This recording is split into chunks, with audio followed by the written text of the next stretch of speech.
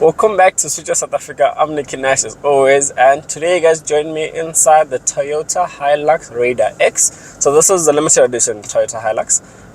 So I'm going to tell you about the drive of the vehicle. That's the most important thing. Exterior and interior of the vehicle, there's not really much to speak about because this is a Toyota Hilux and it looks exactly the same as other Hiluxes that I've driven.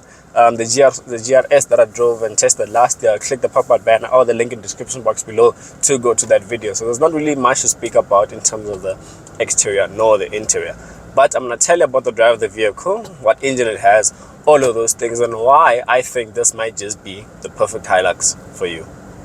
So when it comes to the drive of the vehicle, so this one only comes in 4x4 and a 2.4 liter turbo diesel engine producing 110 kilowatts and 400 newton meters of torque. So when you hear these figures and you go to my GRS video and you hear that one produces 550 newton meters of torque and 165 kilowatts, you'd think that this bike is underpowered, and honestly it isn't, because it gets the job done. And when I say the perfect bike, so this is powered by a 6-speed manual 2.4 liter, and for daily use and for what's in everything else, this engine is very capable. It gets the job done, and when you want to put your foot down, the car goes. It gets the job done in my preference. And this manual, it's been a while since I drove a manual bike, and it's a manual that I've enjoyed. It's not a hard manual, it's a very nice soft manual. The clutch is weighted perfectly.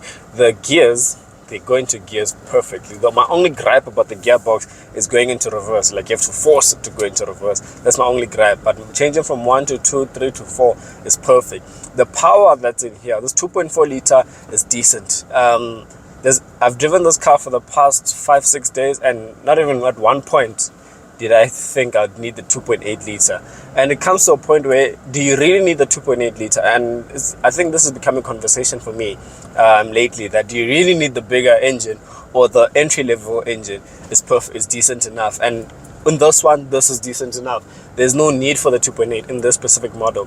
And obviously when you want the 2.8, you bumping up the price now. Instead of the 700,000 Rand Raider X, you're going up to R1 million Legend RS or the GRS. So that's why I think this might just be the perfect Hilux for you if you want a Hilux. So when I speak about the price of this one, so this one that I'm in, them being the manual one, is launch price was 674,000 Rand. The automatic version is 39,000 more, so 700,000 Rand for the automatic version. And here are some of my dislikes with the vehicle. So this is a limited edition Raider X. Obviously from the exterior look, there's a bit of a change. They just colored something else, gave you different wheels, so that you can see that this is not just a normal Hilux, it's a bit different. Interior, there's no change. This is exactly like every other Toyota Hilux. They just put a badge of a Raider X, and that's all you get. And it comes to one of my dislikes, is that they're not trying to justify the price. 674,000 Rand is a lot of money for this vehicle, in my personal preference. I feel like at most this vehicle should have been 630 at most, the automatic version.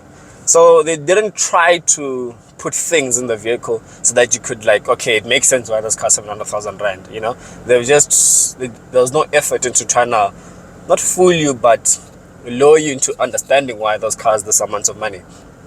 And another thing is that this car comes with halogen headlamps. That's my biggest gripe with this vehicle.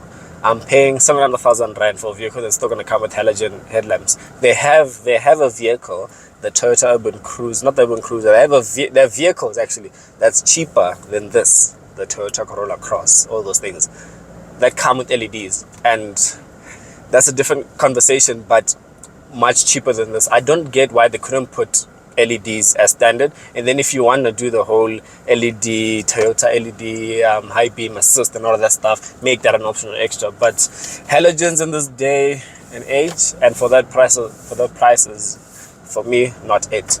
So more to the price of the vehicle, you guys want to know how much this vehicle costs in terms of your monthly repayments.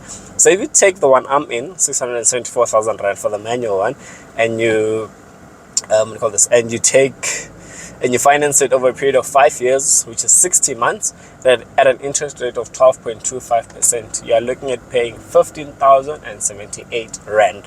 So that's before insurance, and that's before you pour your fuel. So on a full tank here, you're looking at a range of 700 to 800 kilometers, and that's very possible in this vehicle.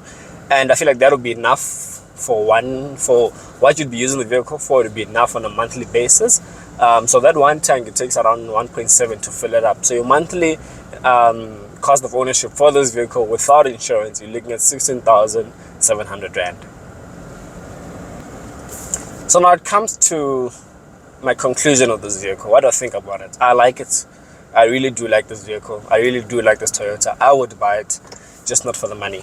And I come to the question that I want you guys to ask yourself. So if you're a potential buyer of the Toyota Hilux, especially the one I'm driving, for you, is it worth paying that amount of money for a Raider X when the new Toyota might be introduced next year for considerably maybe 100,000 Rand more?